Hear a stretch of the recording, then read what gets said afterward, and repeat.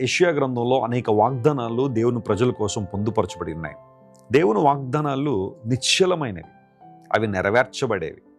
దేవుడిచ్చిన ఏ వాగ్దానం కూడా తప్పిపోలేదు. ఆయన తన ప్రవక్తల ద్వారా, అపోస్తుల ద్వారా మాట్లాడిన ప్రతి మాట చరిత్రలో నెరవేరుతూనే ఉంది. నెరవేరబోతున్నాయి కూడా కొన్ని ఉన్నాయి. దేవుని వాగ్దానాలు మన జీవితానికి గొప్ప ధైర్యాన్ని ఇస్తాయి, బలాన్ని ఇస్తాయి. చూడండి, ఎవరైనా మనకు బాగా కావాల్సిన వాళ్ళకి వాగ్దానం చేశారనుకోండి, మన కష్టంలో, మన శ్రమంలో ఆ వాగ్దానాన్ని జ్ఞాపకం చేసుకుంటాం.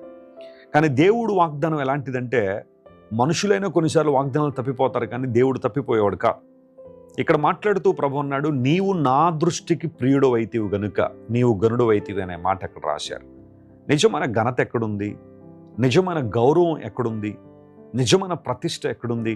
గమనించాలా. నీవు నా దృష్టికి ప్రియుడవైతివి అని దేవుడు మాట్లాడాడు. నిజమే. క్రైస్తవ జీవితం యొక్క లక్షణం ఏంటి అంటే, దేవుని దృష్టిలో మనం ఎలా ఉన్నాం.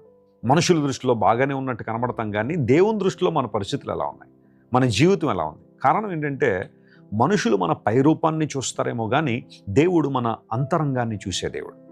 లోపల మనం ఎలా ఆలోచన చేస్తున్నామో, మన ఆలోచన విధానాలు ఏంటి, మన జీవితం ఏంటి అంతా కూడా దేవుడు గమనిస్తున్నాడు. కాబట్టి అక్కడ మనం సరిగా ఉండగలిగితే ఆయన నుండి దేవుడు నిజమైన ఘనతను, గౌరవాన్ని దేవుడు మనకిస్తాడు.